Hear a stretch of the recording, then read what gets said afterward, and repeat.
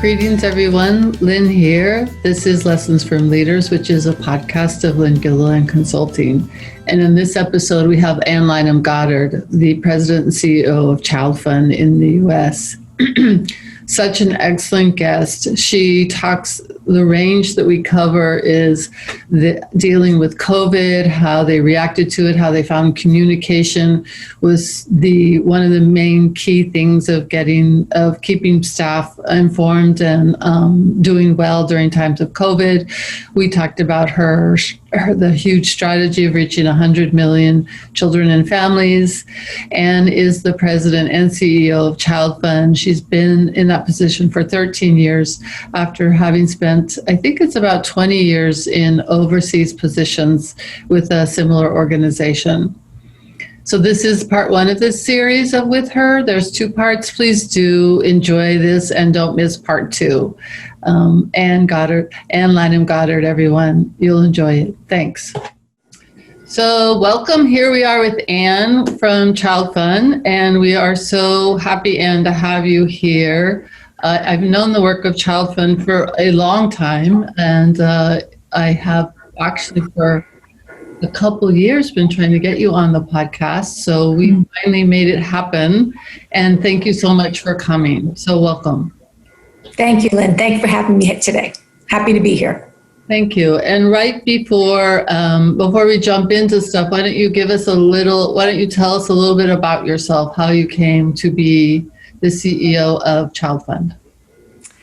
I went as a Peace Corps volunteer a few years after college, went to Kenya, learned about the whole world of international development, came back and got my master's and went overseas. And I spent 20 years total, almost 20 years total, living and working in 5 different countries. My degree was in public health, so initially I started in health programming, and then I eventually got into general management.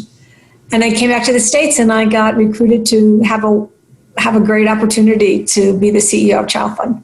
They were looking for someone who had actually lived the work overseas, and so I fit that bill, and they fit me, so it was great. And so I think you and I were talking about at our previous conversation how you think it's so important that you have lived the work, that you've been in the field, that you've been doing the work that now you're leading. So. I think it gives me a lot of credibility to staff. Mm-hmm. Staff overseas in the 20 or so countries we work in, and also our staff in headquarters who don't get to go overseas, but know that's where the heart of our work is. And I speak the language of both now, both our fundraisers in the U.S. and also our work overseas. So I think it's given me a lot of credibility, but it's also obviously helped me in my job. I just understand. I've worked in development, and I also worked in emergencies. So I understand both settings that our staff face. And how are you doing right now in leading in times of COVID and racial injustice and actually election turmoil too? My God, 2020 was quite a year, wasn't it? It was a year that hopefully will never be repeated in my lifetime or anyone else's lifetime. We're doing okay. We launched a major COVID-19 response plan.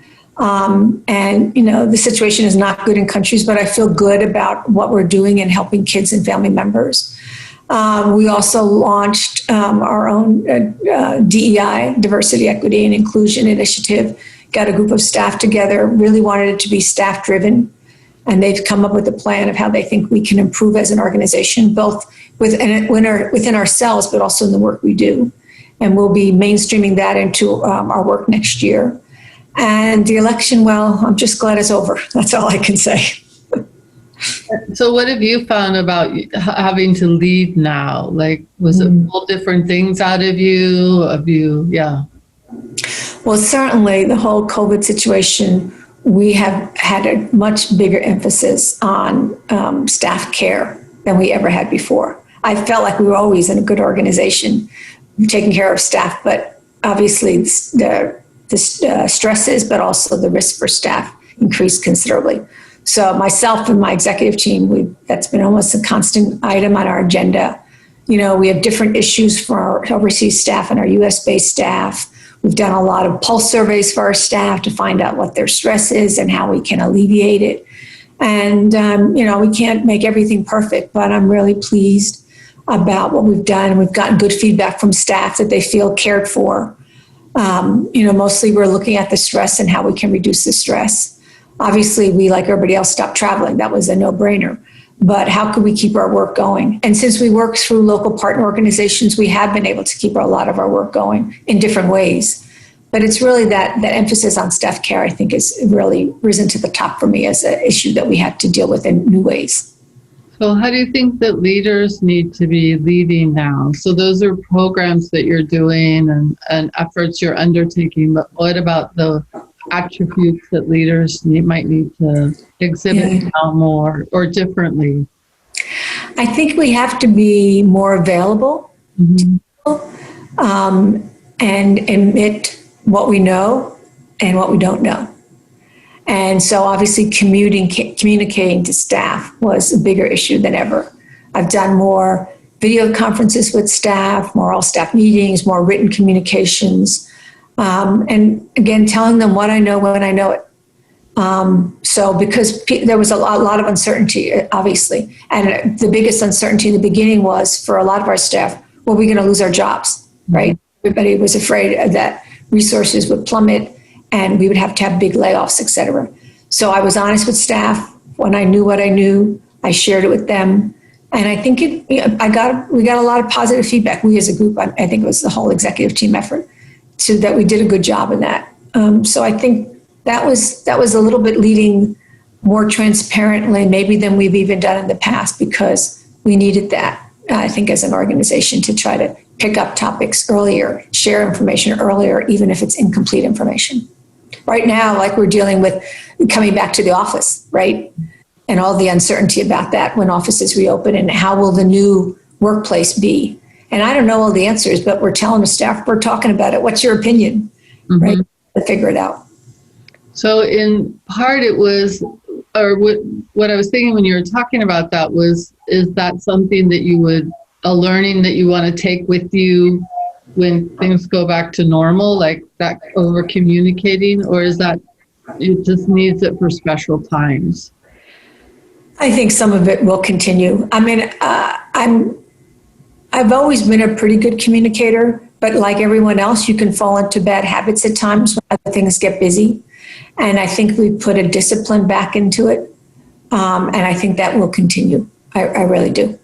I think it's good. I think people, what I say and think about is there's a zillion different decisions that staff, a zillion is an exaggeration, but a lot of decisions that staff make every day. And the more they understand the big picture of where we're going, they can make better decisions. I think it'd be good for us to continue the more disciplined approach to regular communication than we had in the past. That's kind of where I was going, because as you're talking about it, whenever I work with organizations or teams, communication, as you know, is always one of the areas for growth. And if one of the learnings from this pandemic, the whole thing, all three things that we mentioned, is, wow, over communicating works, then why not keep doing it? So I like what you're saying about, it makes sense to me that the more information people have, the better decisions they could make. It just takes a lot of effort, right? It takes a lot. It does. You have to think about what it is that you know, or what people may be needing to know, and then carve out the time. Before the pandemic hit, we had just finished what we called an organizational effectiveness project. We reviewed the whole organization in different ways to see if we were fit for purpose. And that was a real change management. We took a very much change management approach to the whole thing and had a dedicated communication person. And we did a really good job on communications. And I knew that because we were scheduling another call for some overseas staff, and they said, "No, Ann, that's okay. We know enough. We don't need to talk this time." So it was a great indication that we were over communicating. So out of that project actually grew the creation of an internal communications person. We didn't have a person totally designated or focused on internal communications. So that's helped our discipline during the pandemic, that we have this person now, and it's improved communication overall.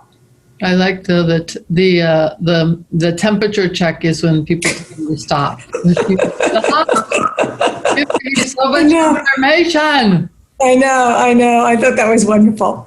I can take that criticism anytime. And when you look ahead to 2021, like what do you see coming up that you wish you knew more of or better skilled at? Well, we all want to know what a post-COVID world is going to look like, right? Yeah.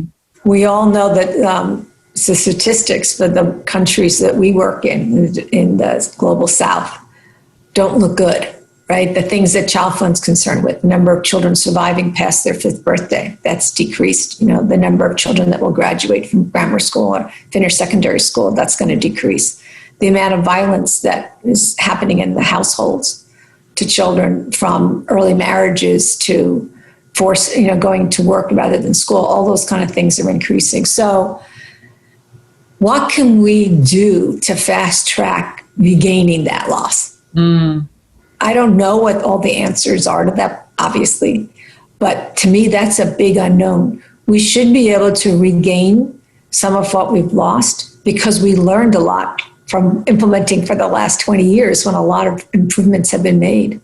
But how can we fast track it and how can we scale it up? That's what ChildFund is really looking at now, how to scale, and trying to take that seriously, looking at the issues of scaling and what it takes to scale and looking at scaling best practices and things like that, because I think that's going to be needed. So there's a lot of unknowns. I think the other thing that I mentioned earlier is the workplace and how that's permanently going to change from all this working at home and working virtually.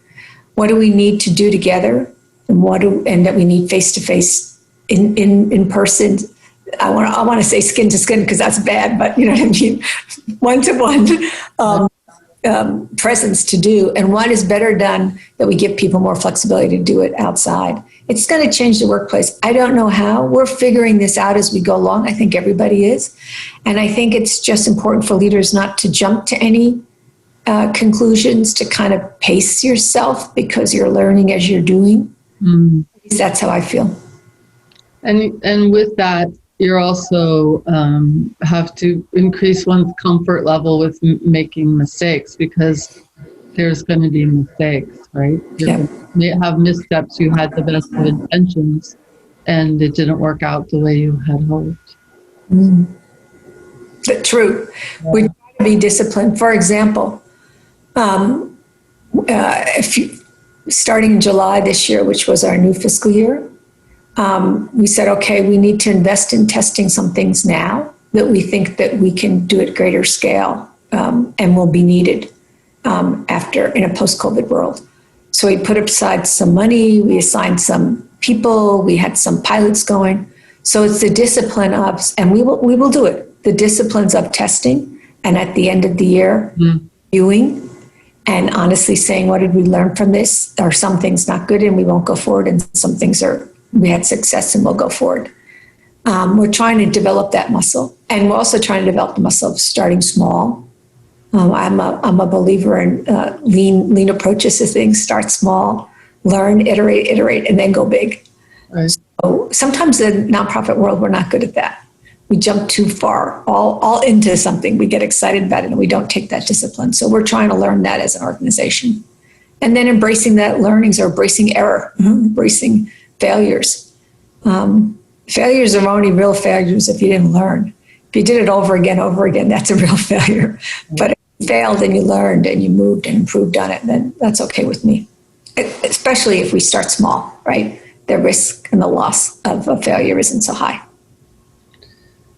And we're right in the middle of of our discussion, and I'm watching the time. So this is, dear listeners and viewers, the end of part 1 with Anne. So please do listen to part 2. Remember that the podcast drops every Monday. So please catch part 2, where we're going to get into more of what Anne's thinking about such things as failure and courage. So thank you for part 1, and we'll see you in part 2.